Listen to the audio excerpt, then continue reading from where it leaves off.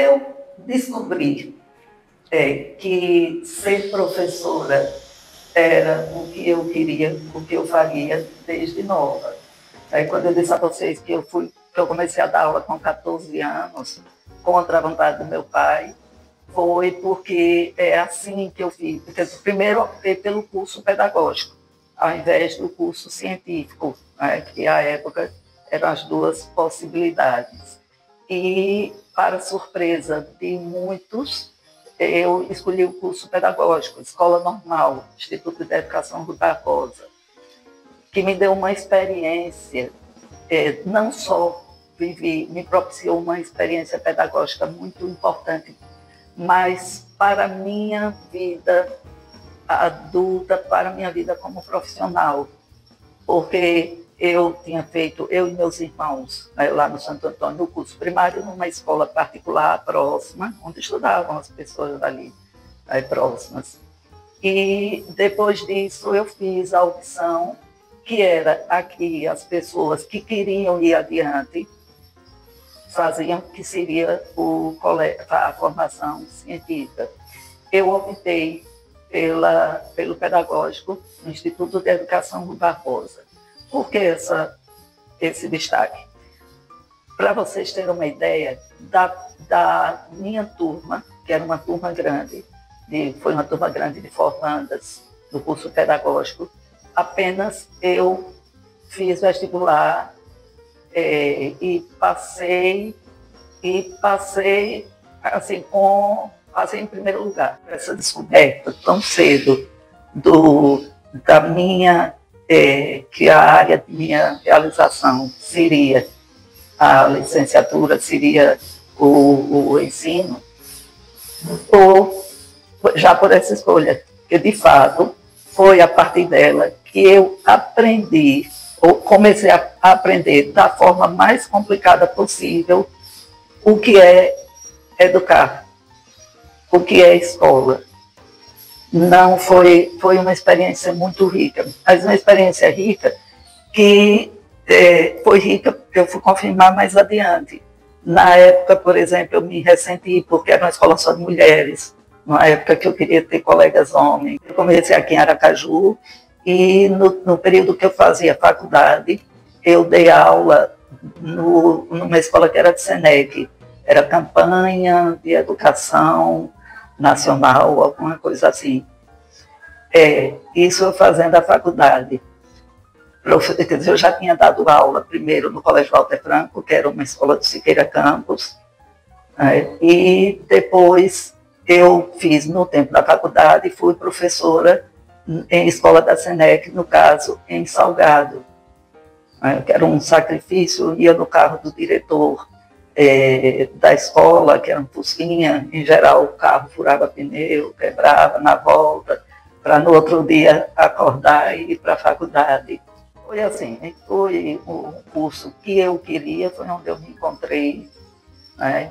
E, de fato, considero até hoje que o que era a vontade inicial de conhecer história, de história de vida, história do mundo, histórias, essa experiência do estágio me fez começar a descobrir o que era educar. E aquela disciplina pedagogia, não sei o que, pedagogia da educação, não tinha ensinado.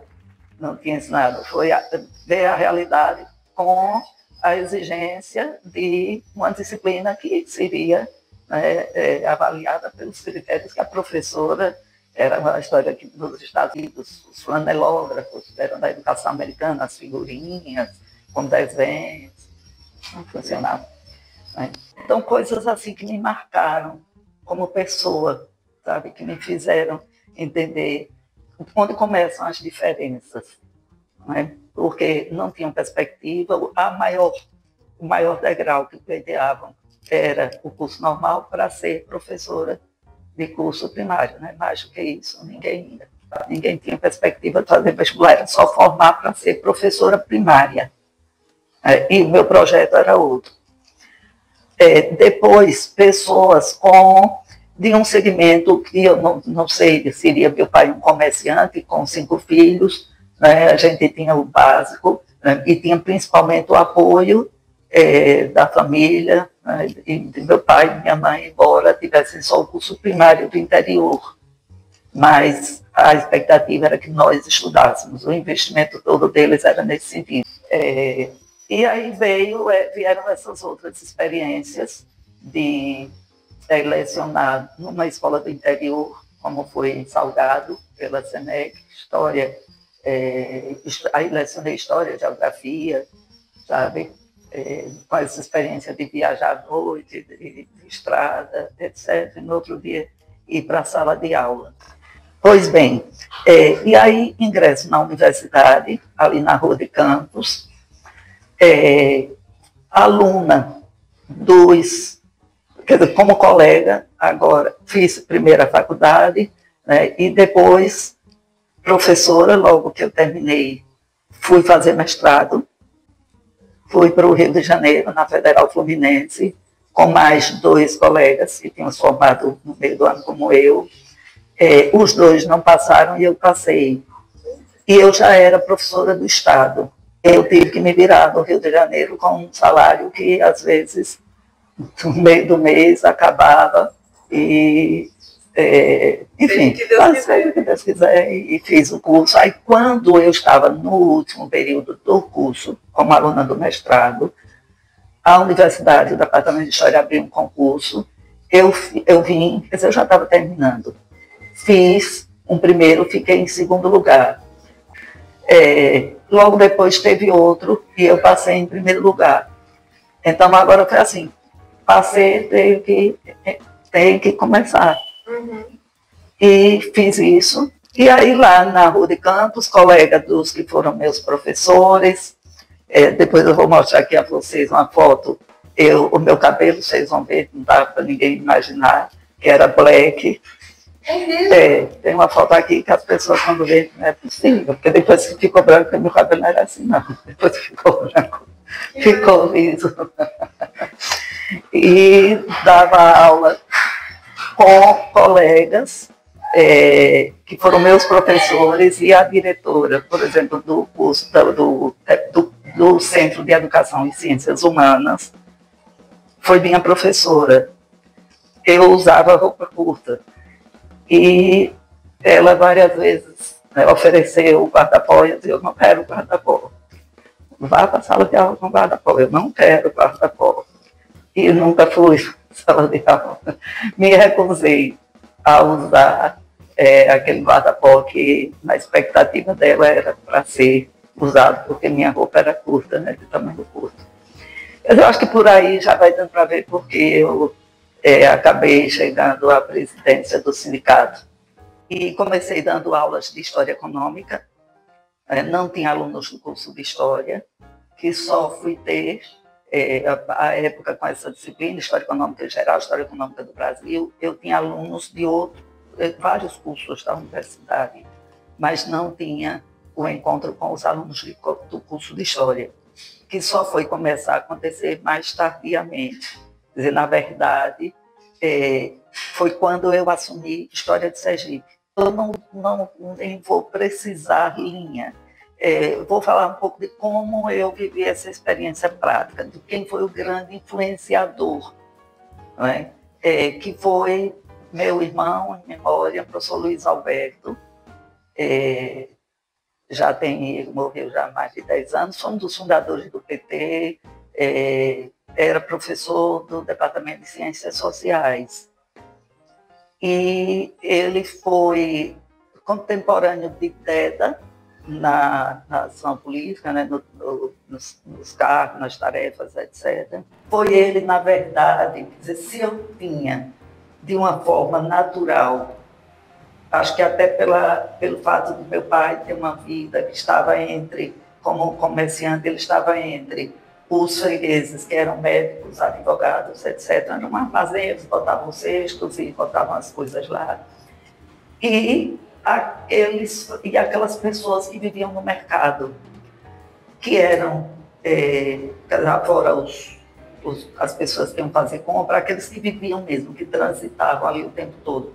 Eram ébrios, eram pessoas desajustadas, né? Aquelas pessoas que circulam em lugares que não tem comida, à procura de que ajudem. Essa experiência eu vi de perto como formou o caráter do meu irmão. Meu irmão mais velho, só tínhamos uma diferença de 2 anos de idade, e tudo na vida nós fizemos juntos. Fomos os 2 professores da universidade, ele de Ciências Sociais, eu História, política, fizemos tudo juntos. Na decisão das eleições, aí ele já tinha militância. E foi ele, assim, quem me deu esse direcionamento, sabe? Eu sempre fui, como eu já disse a vocês, fiz opções que nem sabia por que estava fazendo, né? Mas quando eu comecei a ter ciência dessas opções, do que era que de como eu via, né, a universidade, a sociedade, ele foi o grande mentor. E na época da eleição, a minha decisão não foi nem tanto por esse caminho, não. Porque aconteceu um fato que esse, na verdade, foi o que me levou à presidência. Quem levantou a questão da sindicalização, a importância da sindicalização, e começou a reunir os professores para tratar do assunto, foi o professor Silvério. Foi dele a ideia de fazer as primeiras assembleias para conversar sobre o assunto. Na Faculdade de Filosofia tinha um auditório que ficava no primeiro andar, e nesse auditório aconteceram as reuniões, que foi cada vez aumentando o número de pessoas, até que a coisa evoluiu para a primeira eleição. Na composição dessa chapa, o professor Silvério seria o primeiro presidente, era o candidato a presidente. Só que ele tinha sofrido, ele tinha sido muito penalizado pela ditadura. E aí, uma pessoa que não tinha uma saúde boa, ele tinha um problema de alteração do açúcar do sangue, e tinha um histórico de perseguição, já era visto, né, como uma pessoa perigosa, etc. Um pai de filhos, muitos filhos adultos. Por uma dessas coisas que ninguém sabe, né, o que foi que fez com ele, que no dia da eleição, ele chegou com a urna, né, fez uma caixa e chegou com a urna embaixo do braço para a eleição. Ficou um tempo e pegou a urna e foi embora.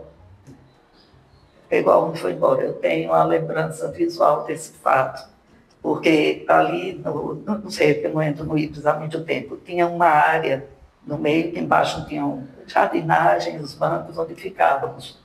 E era no entorno que ficavam os departamentos e no primeiro andar de salas de aula. Aí eu tenho uma lembrança sabe, ele saindo com a urna embaixo do braço.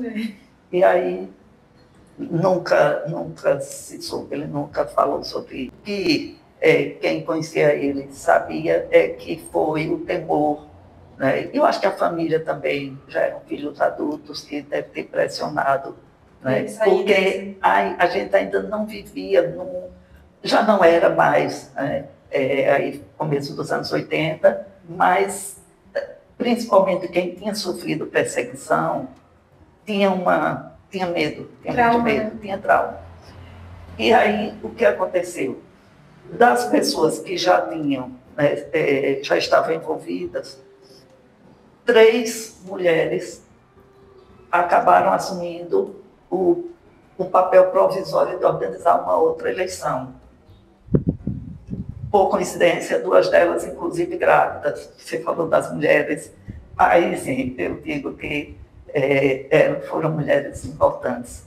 Uma é uma cearense, hoje falecida também, Maria do Socorro Rufino, que era do Departamento de Letras. Foi ela uma das articuladoras e que assumiu essa diretoria temporária para preparar a eleição. A outra foi a professora Terezinha Oliva, que também estava gestante. Eram duas barrigudas e acho que não lembro. Eu sei que elas duas foram as mais importantes, assim, né? Então, coube a elas organizar o processo eleitoral para a primeira diretoria, diante do que tinha acontecido, porque o professor Silvério não participou mais.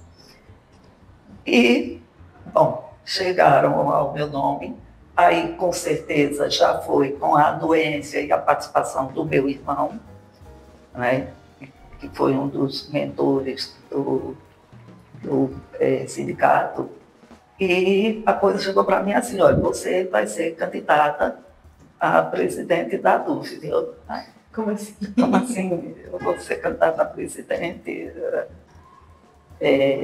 Então, eu, de repente, estava lá como presidente do sindicato, sim, e Ilka Bichara.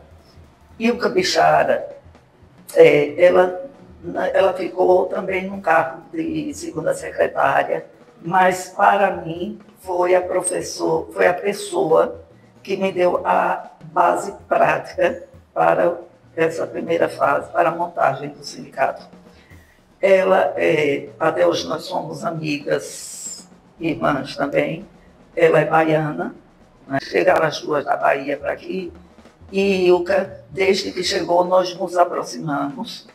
E Ilka foi a única pessoa que, por exemplo, meu irmão, Luiz Alberto, com o PT, ele era o político, né? Ele tinha tudo dentro de si para ser político, mas a gestão e as primeiras reuniões para a formação do PT foi posterior. Ilka já veio da Bahia com uma experiência muito prática de política, porque ela já era do PCdoB. Então, Ilka foi a pessoa que me deu o suporte prático, né, para a montagem do sindicato. E as comunicações se dando assim, pessoalmente. A gente ia aos departamentos, marcava reuniões às noites e ia divulgando, né, o sindicato que estava criado, chamando para adesão. E Ilka foi a pessoa que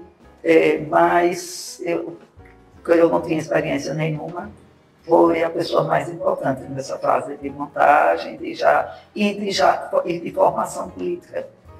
Porque agora ela já é aposentada, mas ela continua a ser a formadora política do PCdoB, vindo muito para São Paulo. Agora, as assembleias eram boas, vou dizer a vocês.